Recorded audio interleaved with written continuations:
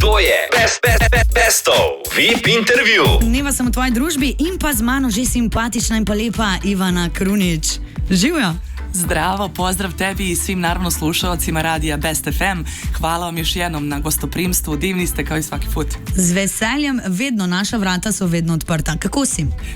Super, onako, jeste da sam tek sad došla s puta, onako, kontal preslačenje i brzo vamo, ali sam onako jedva čekala, ja mislim da je prošlo otprilike oko godinu dana od prošlog bića, možda sam malo preterala. Je mogoče malo manje, tako. Ampak smo te veseli. Tak. Se pravi, Ivana pravi, da je prišla direktno iz poti. Prej sva govorili o tem, 10 ur ste se vozili. Pa da, pošto smo bili u četvrtak na koncertu u Sarajevu kod Emira Đulovića, našeg brata, znači pokidao je, ali mi smo bukvalno kad smo se vraćali za Beograd, bila je neka magla nas uhvatila i mi smo bukvalno 10 sati se vozili nazad do Beograda. Danes si tle, ker nastopaš danes zvečer v Temperamentu. Tako je. Če bi ti imela magično kroglo, kaj bi rekla, kakšna bo današnja noč? Kaj se bo zgodilo? Sudeći po prethodnom putu kad sam bila, da to je bio Temperament malo drugačiji prostor, sad je novi prostor, ali tada je goralo, znači toliko je bilo dobro veče, svi su bili oduševljeni, mislim da nisam sigurna da mi je nikada više poruka stiglo, pohvala i koliko su svi menadžeri i gazde bili zadovoljni, tako da očekujem ovaj put da još bude bolje. Bomba. Zadnji komad, ki si ga naredila v tem letu, srečno razvedena. Tako je. Ja. Povej mi, mogoče pripravljaš kaj novega, kakšen duet mogoče?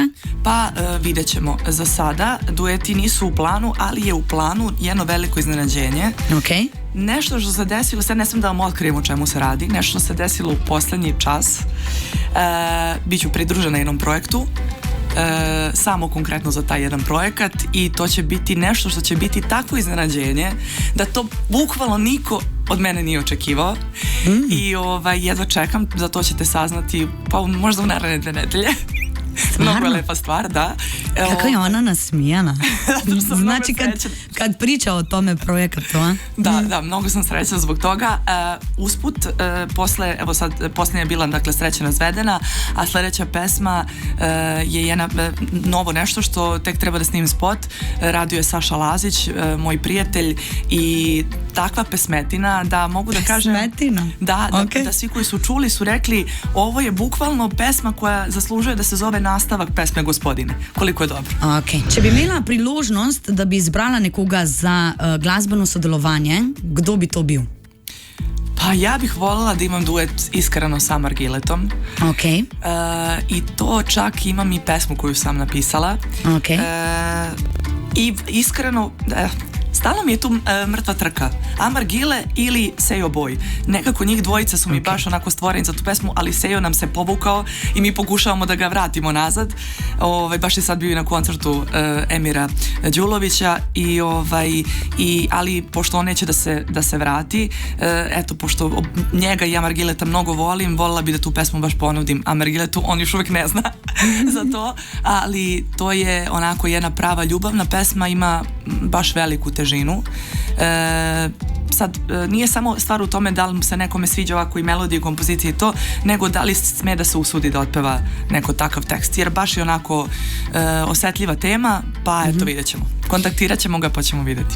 Ok, mogoče je slišu. A si še utrujena? Kako? Još si umorna?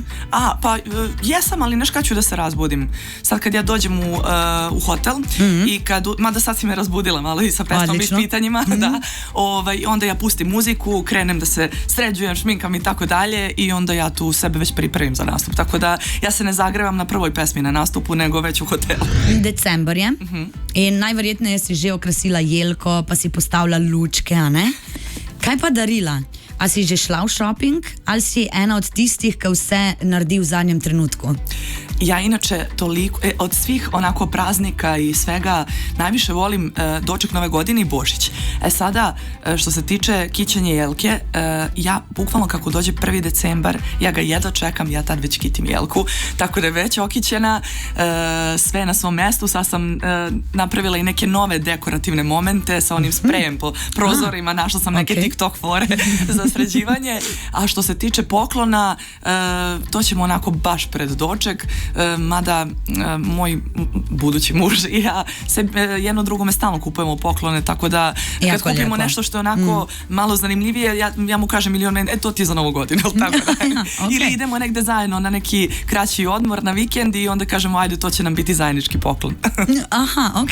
Kakšno praktično darilo pa bi ti želela imeti letos pod svojo jelko? Evo, ja sam već dobila baš i to od njega poklon, pošto mi je sada u planu, inače, rekla sam ti inače da ja pravim pesme, dakle, ima, evo, na primjer, baš ova Srećno razvedena je moje kantautorsko delo, kao i Kuvet i Varala i tako dalje. Sada, pošto ja uvek kada pravim pesme, ja nemam svoj neki mini studio kući, nego uvek snimam ovako na telefon, one glasovne, snimanje glasa i tako dalje.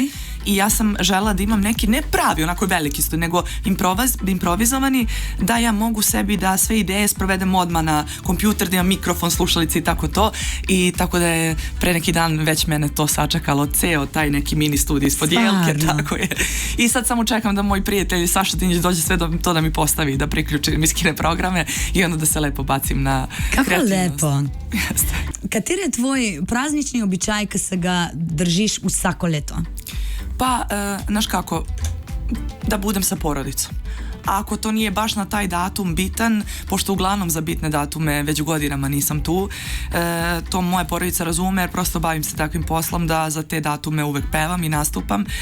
Tu sam sa svojom publikom, ali kada se vratimo onda organizuje se još jedan ručak za sve nas i onda to je onako jedan moment koji prosto mora da se ispoštuje, jer je meni porodica svetinja i meni su oni najbitniji na svetu, tako da to pa sve ostalo, ali mi je mnogo drago i hvalim što imaju razumevanja za sve. Hvala lepo, ker si prišla. Vidimo se. Hvala ti.